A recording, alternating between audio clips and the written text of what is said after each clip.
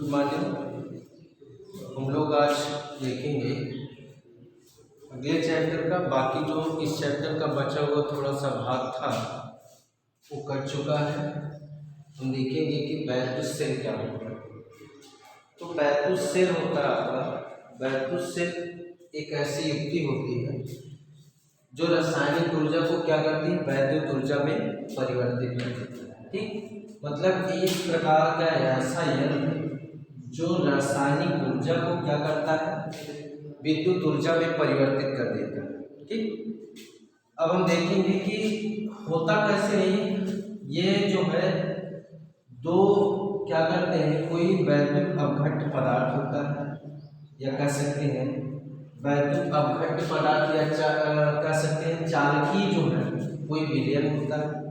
चालकीय विलयन में दो इलेक्ट्रोड लगे होते हैं, किसी भी धातु के दो इलेक्ट्रोड लगे होते हैं और इसके अंदर क्या बना रहता है, कोई वैद्युत चालक जो है, वैद्युत चालकीय धातु का जो है कोई विलयन बना रहता है। ठीक, अब क्या करते हैं, एक इसमें जो है आपका होता है कैथोड होता है, एक वाले एक इलेक्ट्रोड, इसको इलेक्ट्रोड भी कह सकते हैं या प्लेट भी कह सकते हैं, प्लेट 1 प्लेट 2। एक प्लेट इसमें पॉजिटिव की तरफ व्यवहार करेगा, एक निगेटिव की तरफ। ठीक, तो निगेटिव वाले को हम बोलते हैं कैथोड और इधर वाले को बोलेंगे एनोड। ठीक, क्या होता है इसमें कि विभिन्न जो है जलीय पदार्थ रखे जाते हैं, विभिन्न कैसा अपघट्य, मतलब जिसमें धातु क्या हो सकता है कि जिसमें दो, एक पॉजिटिव, आप जानते हैं विलयन में जो विद्युत चलता है किस रूप में चलता है, उसमें आयनों के कारण एक पर पॉजिटिव चार्ज एक होगा और दूसरा क्या होगा निगेटिव, और चालन में क्या पड़ेगा मुक्त इलेक्ट्रॉनों के कारण। तो यहाँ पे हम देखेंगे पॉजिटिव और निगेटिव चार्ज के कंडीशन में तो क्या होगा कि कोई एक जलीय विलयन है, जलीय विलयन में क्या किया जाता है, कोई दो इलेक्ट्रोड रखे जाते हैं। इलेक्ट्रोड पर क्या होता है कि इनमें जब ऊर्जा दी जाती है, अर्थात यह आपस में जब रखे जाते हैं इलेक्ट्रोड और इनको थोड़ी सी थर्मो एनर्जी कह सकते हैं, जब इनको थोड़ा सा गर्म किया जाता है, गर्म होते हैं किसी के माध्यम, जैसे विद्युत के माध्यम से, किसी चालक के माध्यम से गर्म होते हैं, तो ये क्या होगा कि इनके अंदर अर्थात रेडॉक्स क्रियाएं शुरू हो जाती है। रेडॉक्स क्रियाएं क्या होगी, शुरू हो जाएगी। तब उस कंडीशन में एक प्लेट के ऊपर पॉजिटिव चार्ज का लेयर बनना शुरू हो जाएगा और दूसरे के ऊपर निगेटिव चार्ज का लेयर बनना शुरू हो जाएगा। ठीक, अब हम क्या करते हैं कि इस चार्ज को अगर किसी बैटरी के माध्यम से जोड़ना, सेल के लिए हम देख रहे हैं, बाकी इसकी संरचना आप केमिस्ट्री में पढ़ेंगे, तो हम मानते हैं कि यहाँ से वायर के माध्यम से या चालक के माध्यम से कोई प्रतिरोध लेकर के इसको क्या करते हैं, आपस में जोड़ देते हैं। ठीक, जोड़ने पर क्या होगा कि इसमें ये पॉजिटिव सिरा है तो हम जानते हैं कि जो धारा होगी आई पॉजिटिव से निगेटिव की तरफ चलना प्रारंभ करेगी। ठीक, और जो यहाँ पे निगेटिव मुक्त इलेक्ट्रॉन इसके विपरीत आना क्या होंगे, शुरू होंगे। लेकिन यहाँ पे हम देखते हैं, जो देखना है यहाँ से पूरी सर्किट नहीं बनी, अर्थात इससे होकर के जो धारा यहाँ पे जा रही है, यह धारा इसके अंदर आई, इसके अंदर इधर की तरफ कह सकते हैं कि निगेटिव से इधर, देखिए इधर पॉजिटिव से निगेटिव होकर के धारा है, लेकिन विलयन के अंदर हम जो देख रहे हैं अपघट्य के अंदर कैसा हो रहा है, यहाँ पे निगेटिव से होकर के पॉजिटिव जा रहा है। तो कहने का अर्थ है कि जो इसमें वैद्युत क्षेत्र जो उत्पन्न होगा वह वैद्युत क्षेत्र हम जानते हैं इसके अंदर पॉजिटिव से इधर होता है, निगेटिव इधर की तरफ, लेकिन वैद्युत क्षेत्र के विपरीत दिशा में कह सकते हैं दो लेयर बनने के कारण वैद्युत क्षेत्र है, तो इसके विपरीत दिशा में धारा बहना क्या होगी, शुरू हो जाएगी। ये किसके कारण होता है, ये होता है कि इनमें जो एनर्जी अर्थात ये धारा लगातार बहती कैसे रहती है, इनमें जो रिएक्शन होते हैं उन रिएक्शनों के कारण क्या होगी, उसमें ऊर्जा का क्या होगा, ऊर्जा मुक्त होती है और वही ऊर्जा मुक्त होकर के एक लेयर बना करके चारों तरफ क्या होता है, अर्थात धारा प्रवाहित करती है। लेकिन अब इसके अंदर क्या होगा, इसके अंदर भी इन्हीं इलेक्ट्रॉनों, इन्हीं जो है इसके अंदर विलयन के कारण एक, जब तक आप जानते हैं पूरी सर्किट फुल नहीं होगी तब तक कोई धारा प्रवाहित नहीं होगी। तो कंडीशन में कह सकते हैं, आपको बताने की कोशिश ये कर रहे हैं कि यहाँ पे जो विलयन होगा, विलयन के अंदर जो होगा, जो धारा होगी, धारा निगेटिव से पॉजिटिव की तरफ सर्किल होकर के क्या होगी, पूरी सर्किट को कंप्लीट करती है। ठीक, तो जिसके कारण क्या होगा कि सेल अर्थात इसमें वैद्युत रसायन के माध्यम से क्या होता है कि वैद्युत रसायन एक धारा अर्थात वैद्युत धारा आपको क्या करता है, उत्पन्न करता है। ठीक, अब इसी बात को समझते हैं, अगला पॉइंट इसी में है। तो वैद्युत सेल आपको समझना है कि वैद्युत सेल क्या होता है। वैद्युत सेल एक ऐसी युक्ति होती है जो क्या करती है, अर्थात रासायनिक ऊर्जा को विद्युत ऊर्जा में परिवर्तित करती है। आगे देखेंगे, वैद्युत वाहक बल, इलेक्ट्रोमोटिव फोर्स। वैद्युत वाहक बल क्या होता है कि जब कोई विलयन होता है तो उसके अंदर जो ऊर्जा हमको मिलती है, अभी समझे, जो ऊर्जा हमको मिल रही है, जो क्या कर रहा है, चार्ज को कंप्रेस मतलब आगे की तरफ काम कर रहा है, जो विभव या कह सकते हैं उनके बीच में जो विभवांतर उत्पन्न कर रहा है, वह किसका कार्य है, मुक्त इलेक्ट्रॉन जो है, मुक्त ऊर्जा का काम है। बारी बारी से ऊर्जा जो है दे रहा है, ऊपर जा करके जो है यहाँ पे आप रजिस्टर लगाए थे, रजिस्टर में धीरे धीरे क्या हो रहा है, खपत हो रहा है। ठीक, तो ऐसे ही ऊर्जा मिलती जा रही है और क्या हो रही है, रिलीज हो रही है, ऊपर जा करके धीरे धीरे वो खत्म कर रहा है। तो ऐसे ही प्रोसेस क्या होता है, चलता है। वैद्युत वाहक बल, इलेक्ट्रोमोटिव फोर्स। वैद्युत वाहक बल, उसमें तब क्या काम है, वैद्युत वाहक बल आपका जो होता है E बराबर होता है W/Q। यहाँ पे देखें कि जो ऊर्जा रिलीज हो रही है अर्थात मुक्त ऊर्जा जो निकल रही है वह धीरे धीरे क्या हो रही है, और उसके द्वारा कुछ कार्य किया जा रहा है। जो कार्य किया जा रहा है, तो ऐसे में अगर हम इसमें वैद्युत वाहक बल की बात करते हैं तो वैद्युत वाहक जो उसके द्वारा सेल के अंदर मुक्त इलेक्ट्रॉन रिलीज होने के कारण अर्थात ऊर्जा जो निकल रही, मुक्त ऊर्जा जो हो रही है रिडक्शन के कारण कह सकते हैं, या कह सकते हैं ऑक्सीकरण और अपचयन दोनों क्रियाओं के कारण, दोनों रिएक्शन के कारण जो ऊर्जा निकल रही है वह कार्य भी क्या हो रही है, बराबर। ठीक, तो ऐसे में कह सकते हैं कि किसी एकांक आवेश को हम क्या करते हैं कि किसी एकांक आवेश को सेल सहित पूरे परिपथ में अगर घूमने में जो कार्य किया जाता है, ठीक, आवेश को, एकांक आवेश को क्या करते हैं, किसी सर्किट जैसे बना लेते हैं, इसमें क्या हुआ, कोई सेल लगा देते हैं। वैद्युत सेल को दर्शाने के लिए एक सिरा पॉजिटिव रखते हैं, दूसरा सिरा क्या करते हैं, निगेटिव। पॉजिटिव वाले सिरे को बड़े प्लेट से, निगेटिव वाले सिरे को छोटे प्लेट से, अर्थात ये प्लस की तरह व्यवहार करेगा, ये माइनस की तरह। दूसरा यहाँ पे क्या होगा, यहाँ पे कोई कुंजी लगा देते हैं हम, इनसे जोड़ देते हैं कोई रजिस्टर। तो क्या होगा कि यहाँ से जो ऊर्जा निकलेगी, ये आप जानते हैं कि धारा जो इसमें होती है, धारा क्या होती है, आवेश प्रवाह की दर। लेकिन आवेश प्रवाह की दर यहाँ पे जो सेल लगाती है, सेल का काम क्या है कि सेल इस धारा को क्या करता है, प्रेरित करता रहता है कि धारा आवेश का प्रवाह बना है। तो इस कंडीशन में हम कहेंगे कि जो भी एनर्जी रिलीज होगी वो क्या होगी, पूरे परिपथ के लिए अगर हम देखेंगे, अगर इसके लिए हम देखेंगे तो इसके लिए हम निकालते हैं, अगर इसका मान R है और इस कंडीशन में जा रहा है तो यहाँ V बराबर हम निकाल लेते हैं I/R। लेकिन यहाँ पे पूरे सेल की बात किया गया, या एक कंडीशन हम पढ़ चुके हैं V बराबर W/Q। ये किसके लिए है, ये बाह्य सर्किट के लिए, सारे जो है बाह्य सर्किट के लिए, अर्थात सेल में क्या हो रहा है उसके लिए ये कार्य नहीं है। हम देखेंगे कि सेल में पूरे को लेकर के अगर जितना कार्य हो रहा है उस कंडीशन को जब हम देखते हैं तो हमको क्या मिलता है, वैद्युत वाहक बल बनता है। तो कहेंगे कि एकांक आवेश को सेल सहित पूरे परिपथ में ले जाने में किया गया कार्य क्या होता है, वैद्युत वाहक बल कहलाता है। इसे किससे डिनोट करेंगे, ई बराबर आपका होगा W/Q। मात्रक अगर हम देख लेंगे इसका क्या होगा, मात्रक बनेगा जूल प्रति कूलाम, जूल प्रति कूलाम।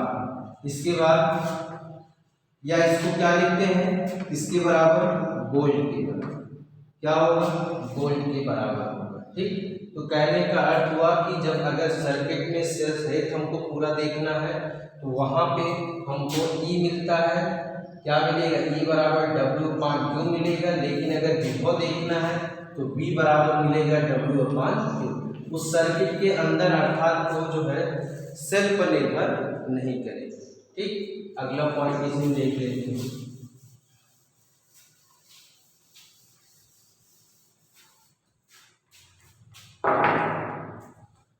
टर्मिनल विभवांतर,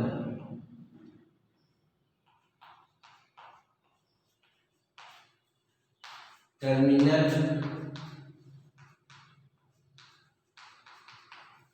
विभवांतर, टर्मिनल विभवांतर क्या होता है कि जब किसी चालक में चालक मतलब या कह सकते हैं कोई सर्किट लेते हैं, सर्किट को क्या करते हैं किसी प्रतिरोध के माध्यम से जोड़ करके, और उस सर्किट में हम देखते हैं कि अगर इस सर्किट का जो विभव V है, एक कंडीशन में V है, धारा I प्रवाहित हो रहा है और यहाँ पे प्रतिरोध R है, तो अगर हम देखेंगे कि इसके द्वारा कुल कितना कार्य किया जाएगा पूरे सेल के द्वारा, तो ऐसे कंडीशन में क्या निकलता है कि यदि जो है कहेंगे कि यदि चालक में प्रवाहित आवेश Q हो, चालक में प्रवाहित आवेश Q हो, और दूसरा क्या कर सकते हैं कि अगर उनमें धारा I प्रवाहित हो रही, आवेश Q है तो धारा I प्रवाहित, I की कंडीशन में तो हम देखते ही हैं समय t के समय में।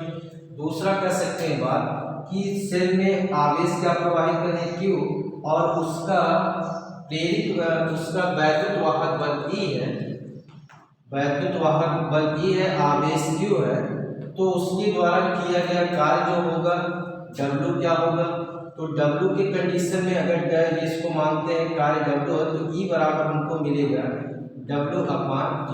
ये कब कंडीशन होगा, जब कोई सर्किट होगी, सर्किट में क्या करेंगे सेल अगर जोड़ेंगे तो पूरे कार्य को हमको देखना है या पूरे कंडीशन को देखना है कि कितना विभव होगा, तो उस कंडीशन में E बराबर W/Q। लेकिन ये केवल एक के लिए, अगर इस सर्किट में क्या हो कि बहुत सारे टर्मिनल विभवांतर मतलब बहुत सारे प्रतिरोध जुड़े हैं, तब उसके लिए क्या होगा, बहुत सारे प्रतिरोध जुड़े हैं, उसी पॉइंट को बोला जाएगा टर्मिनल विभवांतर। उस समय जब कई प्रतिरोध एक साथ जुड़े होते हैं या कई प्रकार के बल्ब या कर सकते हैं यंत्र एक साथ जुड़े होते हैं और किसी एक सेल के माध्यम से क्या करते हैं उसमें धारा प्रवाहित करते हैं, तो ऐसी स्थिति में हम देखते हैं कि जो विभव होगा प्रत्येक बिंदु पर अलग अलग होगा। अर्थात कहने का अर्थ हुआ कि यहाँ पर विभव V1 होगा, यहाँ पर विभव V2 होगा और यहाँ पर विभव क्या होगा V3। ठीक, लेकिन इसमें जो धारा प्रवाहित होगी सब में समान होगी।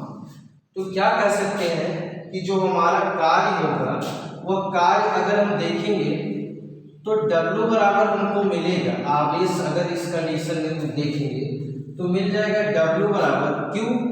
कार्य तो सबके लिए है, या कह सकते हैं V1, और कार्य पूरे परिपथ में आवेश Q ही प्रवाहित हो रहा है। Q मतलब कहने का अर्थ है कि यहाँ पे जो सेल लगा इससे जो आवेश निकल रहा है समान है, तो चेंज कौन हो रहा है, चेंज हो रहा है हमारा विभव, तो मिलेगा इसमें W/Q। ठीक, प्रत्येक स्थिति में अगर हम देखेंगे कि यहाँ पे W का मान जो होगा, या कह सकते हैं इसको अगर इधर लिखिए या W बराबर क्या हो जाएगा आपका V1Q, दूसरा W अगले के लिए V2Q, अगले स्थिति के लिए या B1 B2 B3 सारे मिल करके एक ही बनेंगे।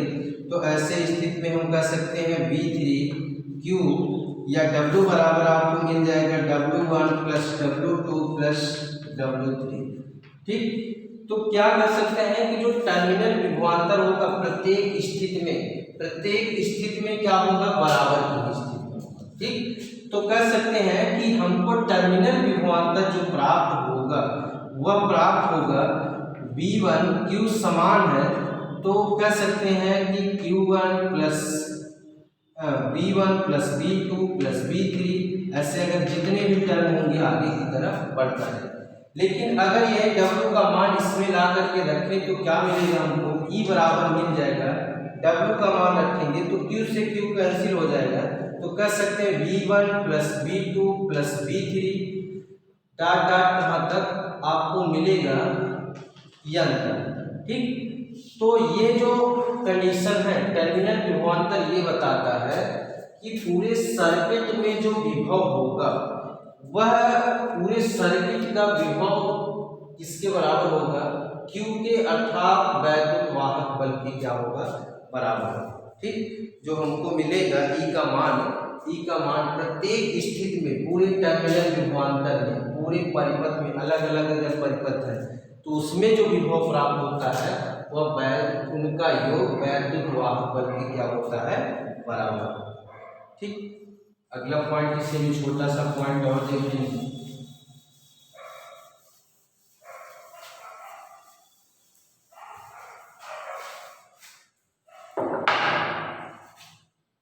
आंतरिक प्रतिरोध,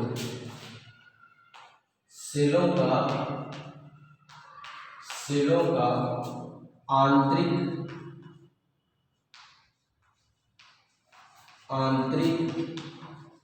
प्रतिरोध, सेलों का आंतरिक प्रतिरोध क्या होता है। सेलों का आंतरिक प्रतिरोध, सेलों का आंतरिक प्रतिरोध आपका होता है कि जैसे हम कहें कि ऊर्जा क्या होती है, रिलीज होती है। ठीक, तो कहने का अर्थ हुआ है कि जो आप वैद्युत अपघट्य पदार्थ लिए थे या कह सकते हैं कि धात्विक जो है विलयन टाइप का जो है पदार्थ इसके अंदर रखे, तो उसमें जो दो प्लेट लगाए हुए थे और प्लेट में जो कंडीशन था जो धारा बह रही थी, धारा किधर बह रही थी, धारा बह रही थी निगेटिव चार्ज से इधर की तरफ पॉजिटिव चार्ज, मतलब सेल के अंदर जो धारा बह रही थी निगेटिव चार्ज से पॉजिटिव चार्ज की तरफ दिखाई दे रहा है। ठीक, तो इसके अंदर जब धारा बहने के कारण धारा बहेगी तो इनके बीच में क्या होगा, अर्थात उनके बीच में एक प्रतिरोध उत्पन्न होता है। ठीक, इसी को बोलते हैं कि सेलों के अंदर जो प्रतिरोध उत्पन्न होता है, सेलों के अंदर क्या होगा, धारा बह रही इधर की तरफ निगेटिव से पॉजिटिव की तरफ, तो सेलों के अंदर जो धारा क्या कर सकते हैं, जो प्रतिरोध उत्पन्न होता है उसे सेलों का आंतरिक प्रतिरोध कहते हैं। ये किन किन बातों पर निर्भर करता है हमारा, ये निर्भर करता है सेलों के प्लेटों के बीच की दूरी। ठीक, सेलों के प्लेटों के बीच की दूरी के जो है कह सकते हैं कि जो आंतरिक प्रतिरोध को हम स्मॉल r से दिखाते हैं, इसके अंदर जो प्रतिरोध होता है स्मॉल r से, जो बाहर होता है कैपिटल R से। जो अगर सेल से पूरा वाहक उसमें वोल्टेज देखते हैं तो इस, ठीक, और अगर हम कंडीशन देंगे कि टर्मिनल पॉइंट है बहुत सारे हैं तो वहां पे E बराबर हम निकालिए कि V1 plus V2 plus V3, ऐसे वाले कंडीशन हमको मिल जाएंगे। ठीक, तो हम इसमें देखेंगे कि सेलों का आंतरिक प्रतिरोध अर्थात सेलों के अंदर जो प्रतिरोध पाया जाता है उसे क्या कहेंगे, सेलों का आंतरिक प्रतिरोध। इसको किसे दर्शाते हैं, स्मॉल r से। स्मॉल r निर्भर जो करता है किन बातों पर निर्भर करता है, एक पहला पॉइंट निर्भर करता है कि दोनों जो प्लेट होते हैं धात्विक प्लेटों के बीच की दूरी के अनुक्रमानुपाती होता है, दोनों के बीच की दूरी की क्या होता है, अनुक्रमानुपाती। अगला कंडीशन है कि दोनों प्लेट के बीच के जो है दोनों प्लेट के या कह सकते हैं वो प्लेटों के क्षेत्रफल के क्या होता है, व्युत्क्रमानुपाती होता है। ठीक, प्लेटों के क्षेत्रफल के क्या होता है, व्युत्क्रमानुपाती होता है। और चौथा तीसरा पॉइंट कह सकते हैं कि जो इसके अंदर वैद्युत अवघट्य पदार्थ भरे होते हैं उसकी सांद्रता बढ़ने पर R का मान अर्थात आंतरिक सेलों का आंतरिक प्रतिरोध क्या होता है, बढ़ जाता है। ठीक, और कह सकते हैं कि यह जो है वैद्युत अवघट्य और जो हम यहाँ पे प्लेट लिए हैं इनके प्रकृति पर भी निर्भर करता है। ये इनके प्रकृति पर भी निर्भर करता है कि कितना प्रकृति किस प्रकार का हम सेल प्रयोग किए हैं, किस जो है किस प्रकार का उसमें एल्युमिनियम का छड़ डाले हैं, किस प्रकार का छड़ डाले हैं, उस छड़ों पर या कह सकते हैं उनके बीच इलेक्ट्रोड अर्थात उसके प्लेट और वैद्युत अवघट्य के पदार्थ पर R का मान आंतरिक प्रतिरोध निर्भर करता है। इन सब बातों पर क्या होगा, आंतरिक प्रतिरोध अर्थात सेलों का आंतरिक प्रतिरोध निर्भर करता है। ठीक, धन्यवाद।